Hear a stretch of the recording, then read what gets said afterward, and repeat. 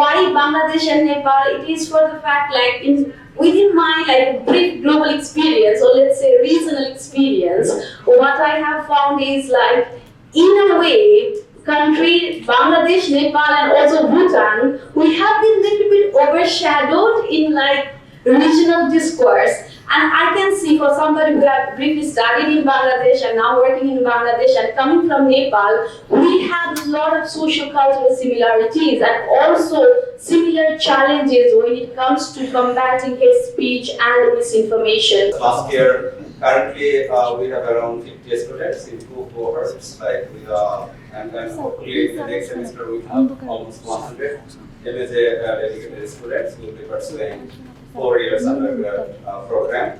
We also have general education or general course as television and new media that was launched in 2018, and now there are more than 500 students in that, in almost 20 sections of television and new media. I think that for me, how to say that it really is something that it's a phenomenon.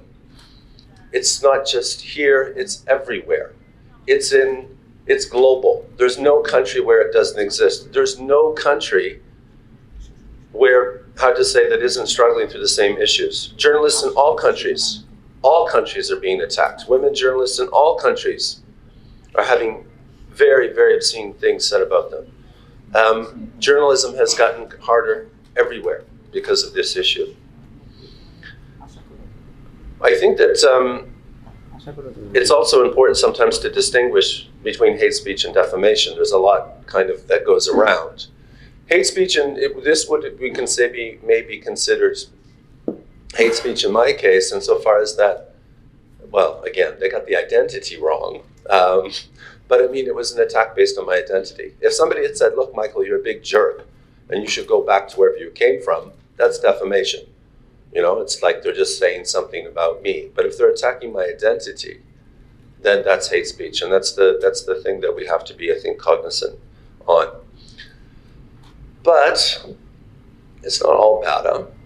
Because this is not a new issue. It's been around now for pretty much almost a decade, although it really seems to be, sometimes you get the sense that we're at crisis proportions. But I think that to a certain extent, societies, governments, United Nations, has been on the back foot on this issue for a while, but now the pendulum is starting to swing back the other way. What I mean by this is that I think that we now understand the phenomenon very well, and we also understand the ways to push back against it. And there are many different approaches. There's, of course, we've discussed a little bit this morning, we're talking about media and information literacy. Media and information literacy in societies, it's like the vaccine, in a way, to inoculate us against, how to say, the dangers of disinformation and fake news and hate speech.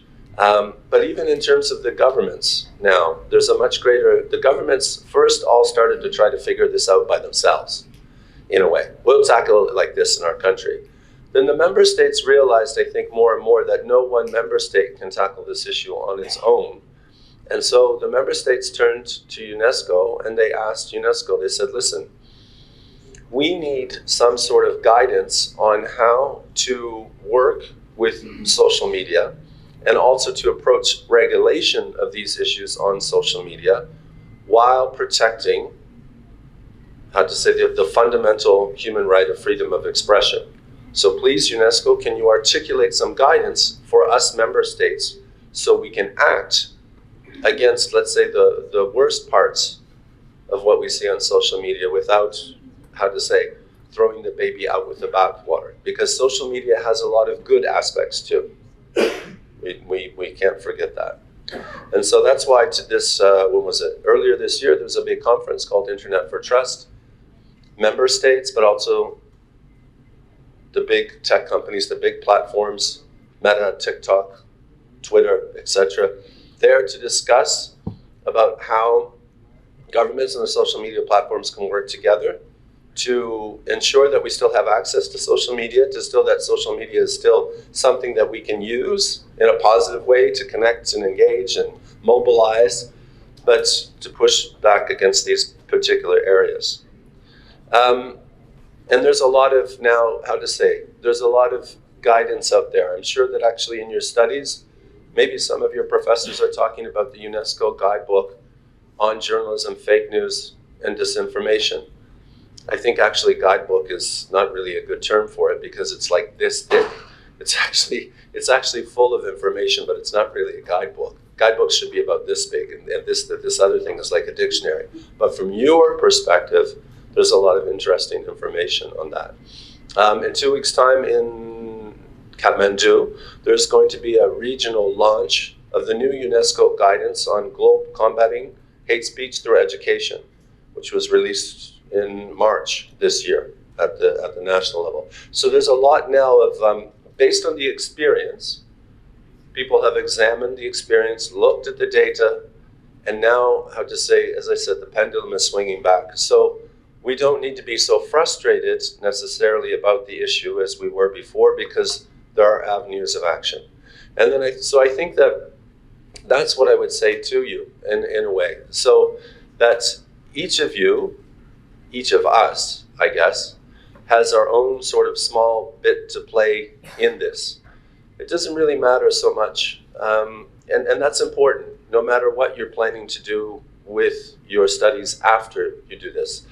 Not all of you will go into journalism. Some of you will go into, into other avenues of study and other avenues of professional work.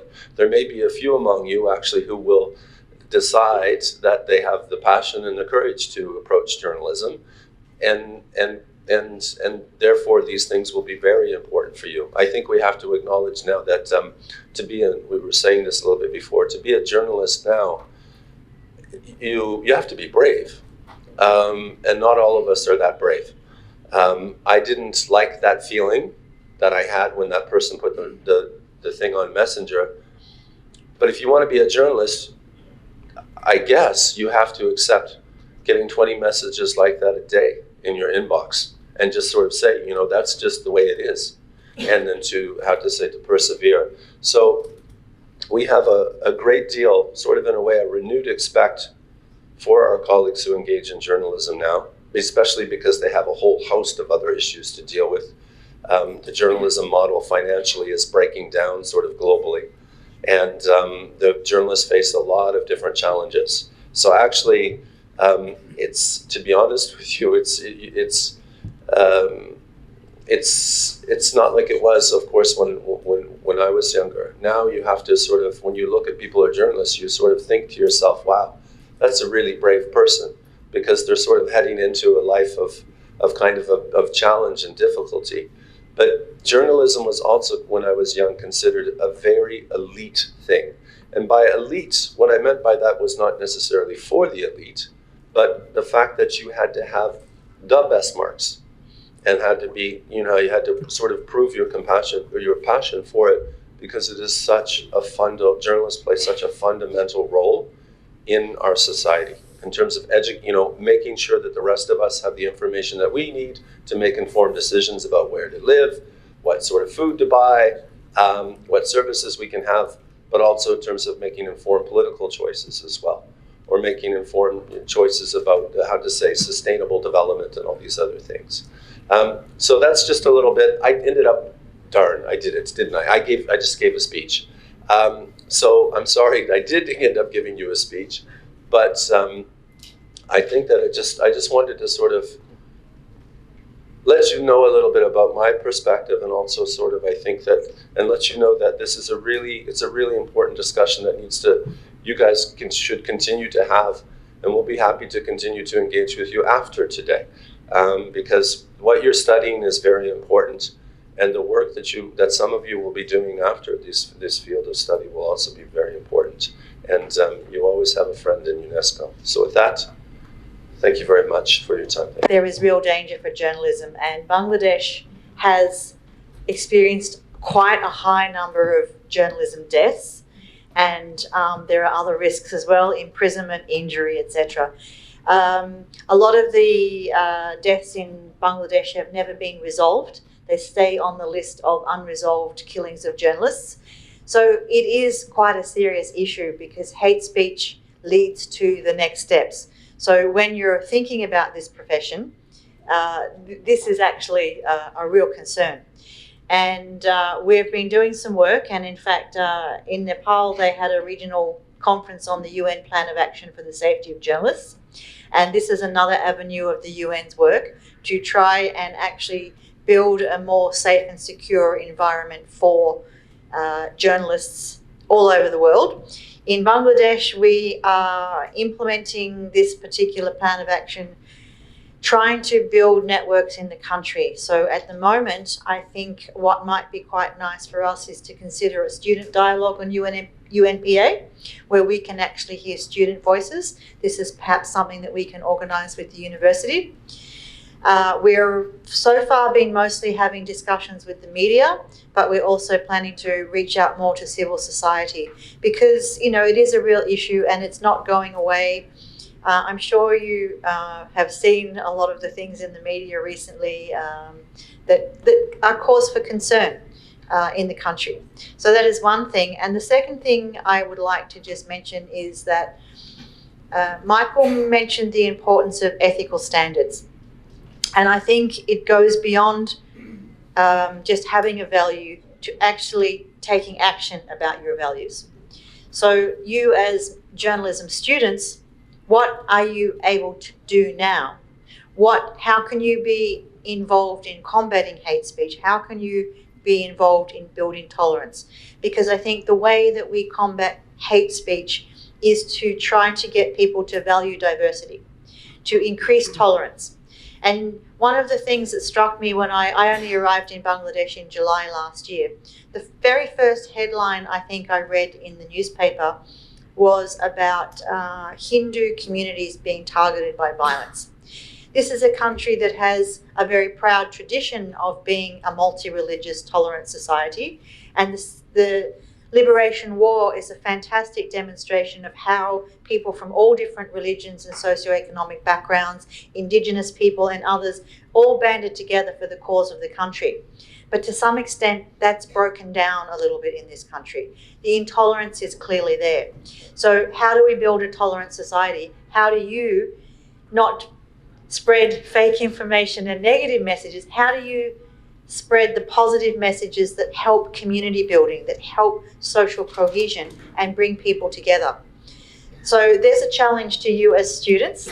There are initiatives you can get involved in. The UNDP runs quite a big youth program on intolerance or building tolerance. Every year they have, we had in November, a National Day of Tolerance commemoration and activities for students and young people. So I urge you to not just write about it as journalists, but that's one way of being active, but do that, but also think of other ways that you can also be involved in actively combating hate speech. And I think we should then leave it at that and keep that short and perhaps have Q&A. Thank you. As a journalist, as well as a teacher of media and journalism, I can particularly relate with her points that day by day, the space where we work in Bangladesh, particularly with regard to journalism, is shrinking. Challenges are coming from different stakeholders, be it from the syndicates of rich owners, or be it from the state apparatus. I think if there's only, what I would say is that the journalists in the West, maybe they have access to some sort of protection mechanisms that may be a bit stronger. And also one of the things that may be there is what we've seen here, or at least in Nepal, I can't say for here, the knowledge in terms of digital safety, about how you can protect yourself in terms of digital safety. It won't stop the threat, but you can reduce your exposure to the threat and mitigate it.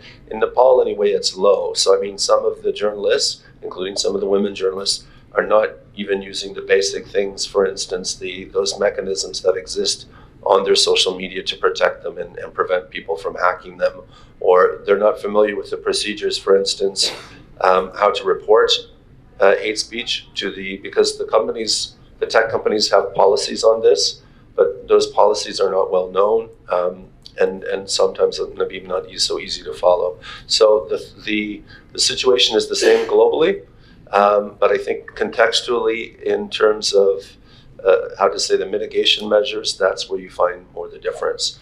Very quickly, in the role of the tech giants, in a way, they're sort of, because they're smart, the people who run the tech giants and work with them, they realize now that the government, in a way, the governments have said, listen, we're fed up. You have created this situation which is, causing a lot of turbulence in our societies in different ways, and we're not going to have this anymore.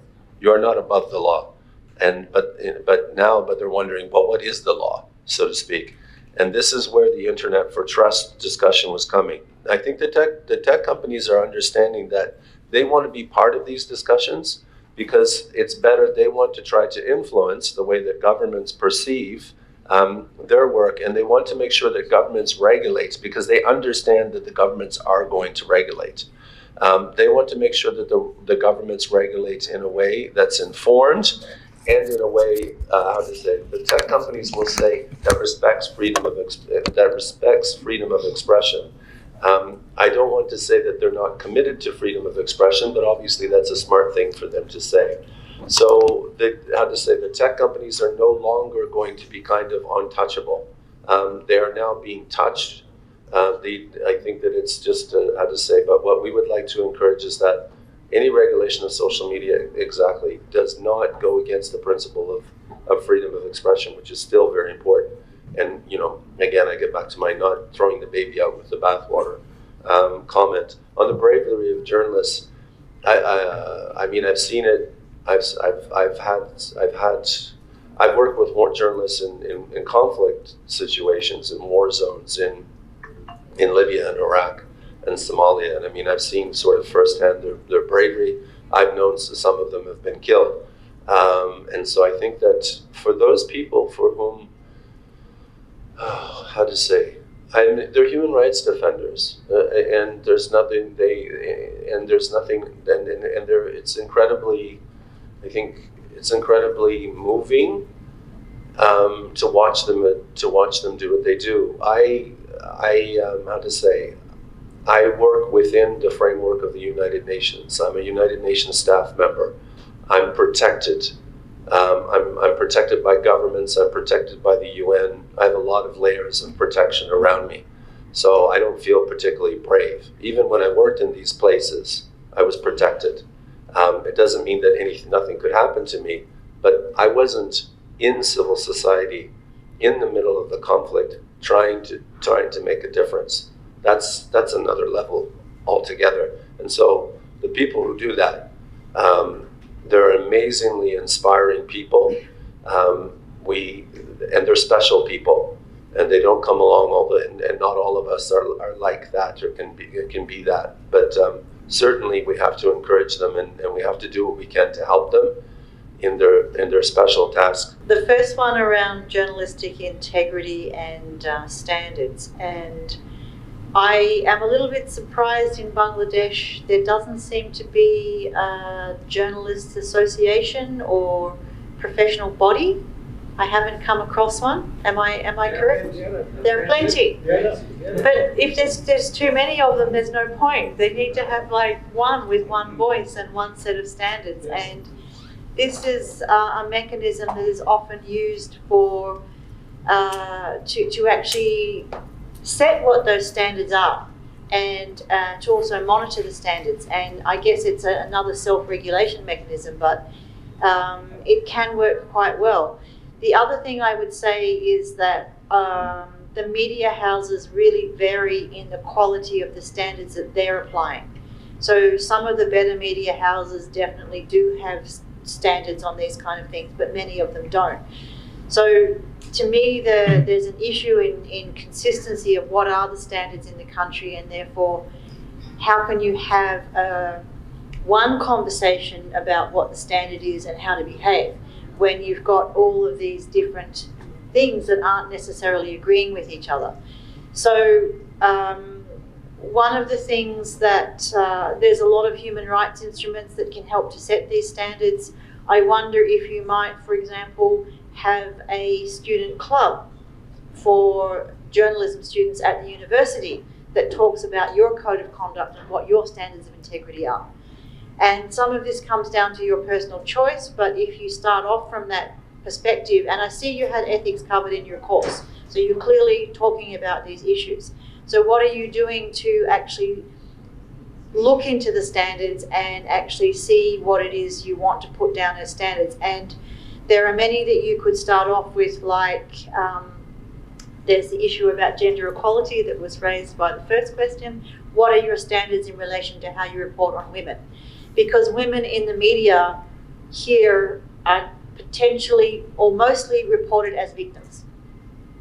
So where are the female experts? Where are the female, and I know that, for example, in government there are far less women ministers and things like that, but still there are some good role models. Where are they and how are they used in the media to promote gender equality? These are the kind of standards that you could actually discuss as a group and even publish something like that, which would be an interesting thing to go out to all these other journalists groups about what they're doing. Not necessarily a solution to the problem, but at least maybe in your own little part of what you're doing, you can address some of that. Also, I would just like to add in terms of, well, at the tech giants, I don't know that I have a lot to say, but in terms of journalists standing up for themselves, I think that personal security and safety is a real issue, and you have to consider that. If you just want to, it's no good sacrificing yourself for something like this, because then you're not there to report it in the future.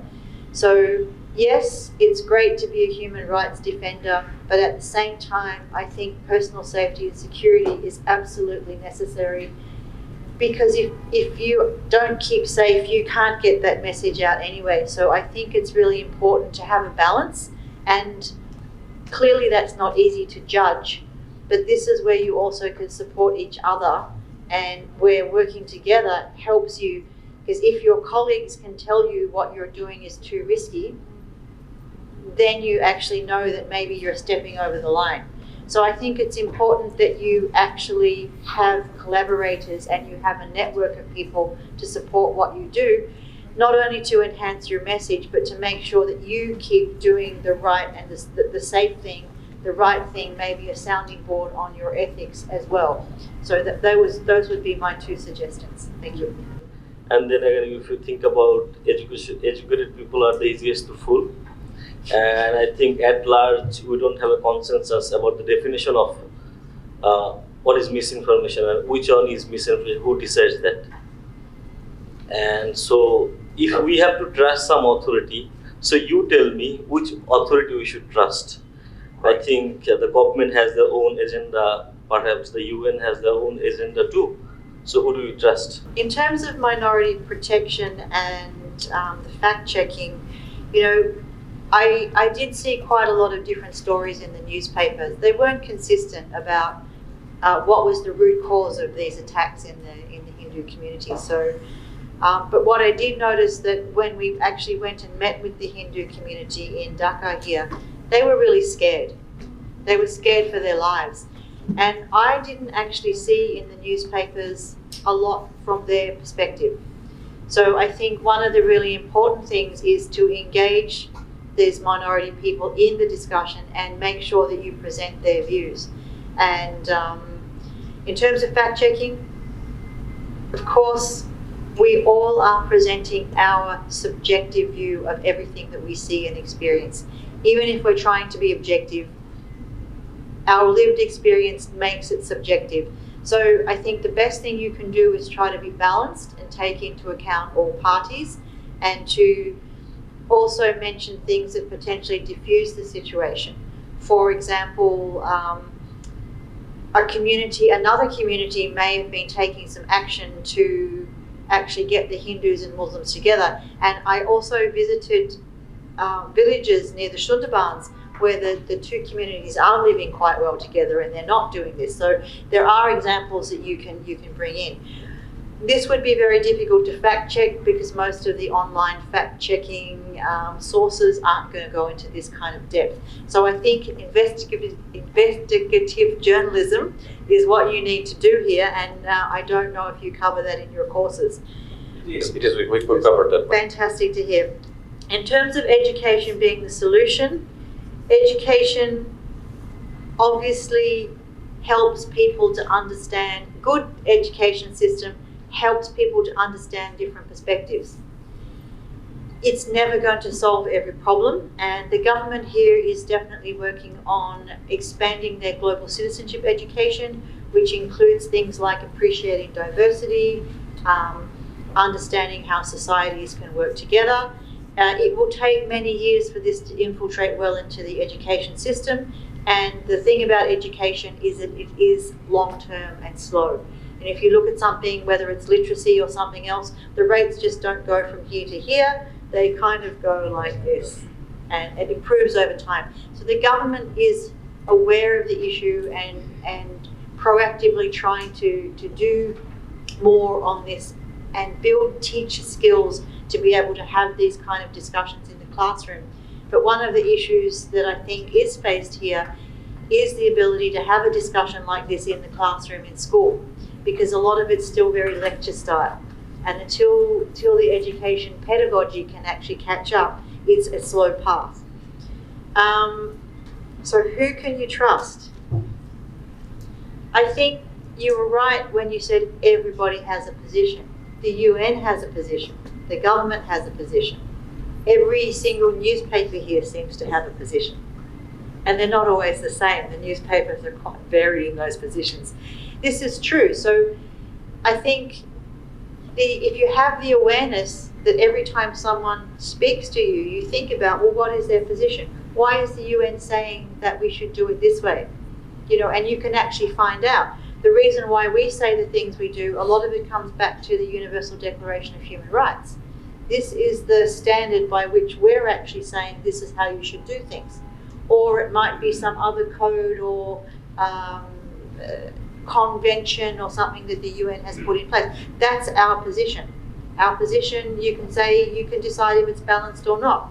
The same with anyone else you speak to. So I think as a journalist, the answer is that you don't trust anybody. That you actually always think about what is the motivation of the person speaking and what are the alternative positions that I can take. Sometimes those agendas can be positive agendas, but that's why I always think it's a bit funny to talk about the UN as neutral. We're not neutral. We have an agenda. We very much have an agenda. It's peace and sustainable development, and that's the agenda that we push. But I think that I have to say, going back to education, it's critical thinking. It's that ability. It's so essential for education to introduce the skill that people can think critically, that they can hear a position, hear a story, see something, back off and break it down a little bit. Critical thinking plus common sense would do the world a lot of good. It didn't really occur to me, and actually I have to say, because I'm not an expert in this area, but it's also interesting to sort of see there's a little bit of an information divide. And what I mean by that now is that now you pay for information. For instance, it's becoming, in a way, access to information, access to facts is starting to become something you pay for. I have a subscription to the New York Times, and I read the New York Times every day of the articles that I want, and so that I'm paying for that subscription. And about what I'm getting is a very sort of high level of journalism, a lot of content, etc., etc. Friends of mine at home in Canada who I went to school with, they may not be able to afford that, and so they're getting their information on Facebook, or what they think is news on Facebook. And so they're starting to become a little bit this, and it's a bit scary sometimes, because there's this becoming of the divide of the informed, who can use an information at the end of the day as power, and then and this is a little bit the problem also with the journalism, the financial structure of media now how do you provide good quality journalism free and to a large audience? So the whole journalism model, and again, I'm not an expert, but I know enough to understand that it is in a bit of chaos at the moment. It's in flux, and we're not really sure of kind of what's coming out on the other side. But just a couple observations on your point. Thank you. Both Susan and Michael have made very powerful introductory speeches to initiate the discussion, and we have heard the questions and also the answers. And we have been able to educate ourselves on this particular issue of hatred and misinformation and the journalists' way to tackle this, etc. I think from this what I gather, and I can think all the parties involved in this have to do something. Okay, like the government will have something to regulate this, and the professional journalists should set standards in the profession how to avoid spreading hate and misinformation by the journalist. Okay, then the journalist educators, they also have a stake to teach their students how to handle this kind of situation, okay, in their professional life and when they're students. And finally, the citizens, we as citizens also should be educated at some point. You will see that a lot of things are coming out to the media. Even the government is also coming to the media and telling their stories. So you should be able to decipher what is the intention behind this, and then you will be able to make out, the facts or things like that. That would be kind of nature. I must thank the Department of Media and Journalism for organizing this very timely and very fruitful exercise.